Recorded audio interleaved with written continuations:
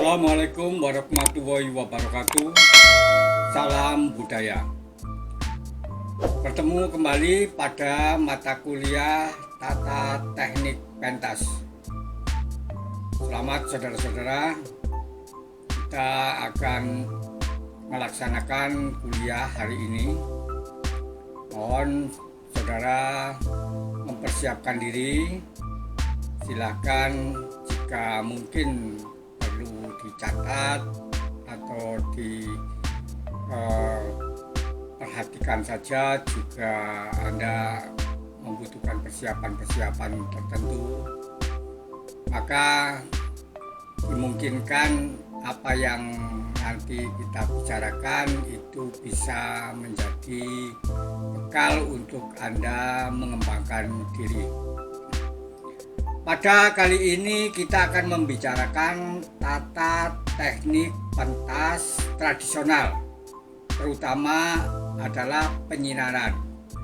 Di dalam seni pertunjukan pada umumnya itu membutuhkan penyinaran.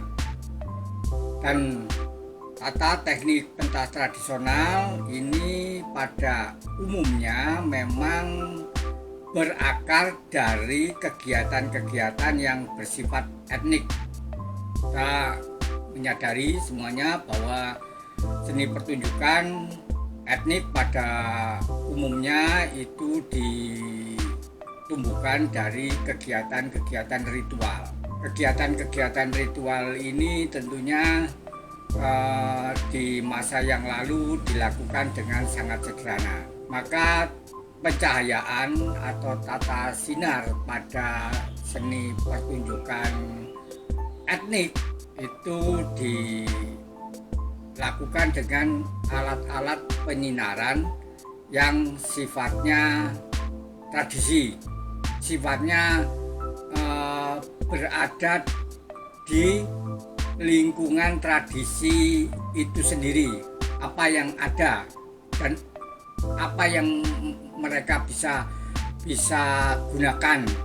Maka penyinaran ini tidak dibentuk khusus, tetapi menggunakan alat-alat yang dapat memberikan cahaya ketika manusia itu memang membutuhkan cahaya itu, seperti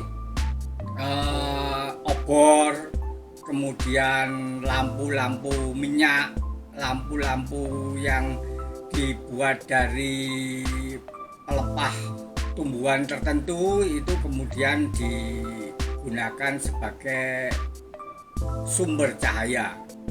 Maka di dalam pencahayaan tentunya itu tidak seterang dengan alat-alat sinar atau sumber sinar, sumber cahaya yang dihasilkan dari benda-benda elektrik. Maka tentunya di tempat lain juga begitu, di seluruh dunia menggunakan penyinaran yang sifatnya tradisional milik masyarakat etnik. Kenapa demikian? Itu terkait dengan hal-hal yang diharapkan mereka dapat mengkonsentrasikan diri, bahwa semua pertunjukan-pertunjukan etnik yang tumbuh dari ritual, maka ritual itu tidak dibutuhkan cahaya yang sangat terang. Cahayanya menggunakan sumber-sumber cahaya dari benda-benda yang di dalamnya itu akan mengandung suasana spirit yang memang tidak begitu gemerlapan, tidak menggunakan satu suasana yang hingar-bingar, tetapi membutuhkan satu konsentrasi. Sebagai hal-hal tertentu yang dikaitkan dengan bentuk-bentuk ritual tradisional ini, maka bentuk-bentuk lampu minyak tentunya banyak dilakukan. Dan lampu minyak ini tidak hanya sinar yang murni, tetapi juga terus berkembang, diberikan satu penutup yang bisa dibuat dari kertas berwarna sehingga cahayanya menjadi berbeda-beda. Bisa kuning, bisa merah, bisa biru, bisa hijau. Seperti lampu-lampu spot yang telah Anda ketahui, itu bisa ada filter yang disisipkan di depannya. Lampu tradisional sebenarnya bisa dilakukan seperti itu untuk membuat warnanya berubah, warnanya berbeda. Dan ini tentunya sudah mengalami satu kreativitas, satu pengembangan tertentu sehingga cahaya itu menjadi berwarna-warni. Tentunya sangat menarik. Memang ada hal-hal yang sangat terbatas di sini, tetapi keterbatasan itu tentunya akan memberikan ciri dan karakteristik tersendiri. Maka lampu-lampu yang digunakan untuk seni pertunjukan tradisional itu sangat punya suasana yang sangat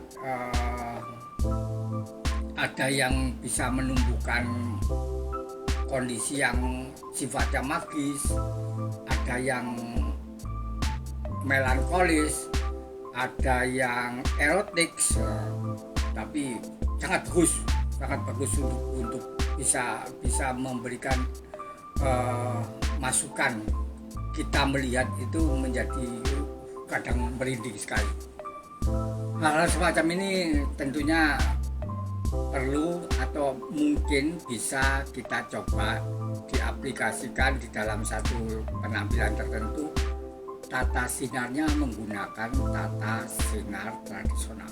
Maka saya tekankan kembali bahwa penggunaan tata sinar tradisional ini ditumbuhkan dari kebiasaan masyarakat etnik ketika dia membutuhkan pencahayaan, dan pencahayaan yang biasa mereka gunakan kemudian dipindahkan untuk menerangi sebuah tampilan, sebuah pertunjukan yang sedang mereka lakukan. Dan tidak hanya sinar itu saja yang sebenarnya diperlukan. Sinar juga mengandung hal-hal yang sifatnya simbolik.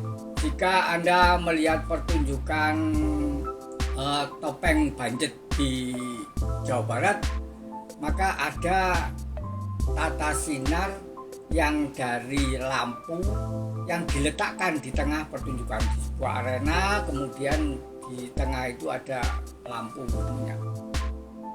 Di tempat lain juga begitu.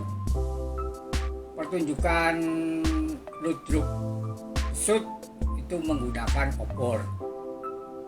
Kemudian meningkat, ada pertunjukan yang menggunakan lampu minyak, mulai dari yang kecil sampai lampu minyak yang besar.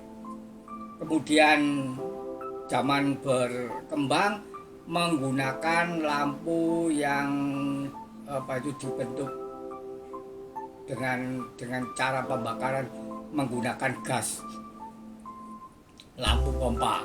Orang mengatakan itu petromak.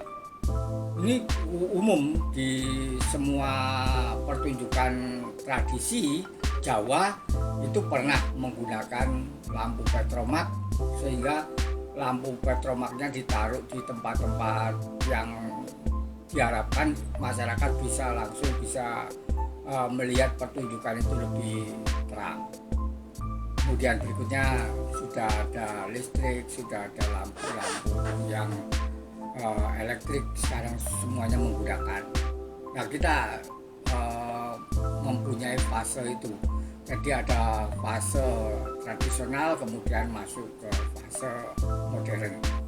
Lampu-lampu ini sebenarnya sangat menarik untuk diketahui. Anda bisa melihat berbagai macam bentuk lampu-lampu yang bisa digunakan oleh masyarakat etnik, baik hanya untuk memberikan sinar saja supaya terang, pertunjukan bisa dilihat, disaksikan, atau lampu itu mengandung makna simbolik tertentu. Untuk pertemuan ini saya kira cukup sekian. Kita mempelajari tentang penyinaran tradisional yang bersumber dari alat penerangan etnik, dan Anda diharapkan dapat mencoba untuk latihan. Jika Anda mempunyai sebuah koreografi, kemudian dikonsepkan lampu atau alat penerangannya, sumber sinarnya dari alat-alat yang bersifat etnik atau tradisional. Tentunya hal ini bisa Anda lakukan, dan kemungkinan Anda bisa mencoba untuk melakukan sebuah tampilan. Tentunya sangat menarik. Saya berharap Anda bisa mencoba itu.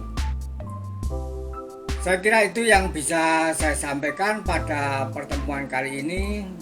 Maka saya berharap kondisi ini bisa cepat berubah sehingga kita bisa bertatap muka bersama, kemudian banyak hal yang bisa kita lakukan bersama sehingga Anda tidak merasa kebingungan atau merasa berat untuk melakukan.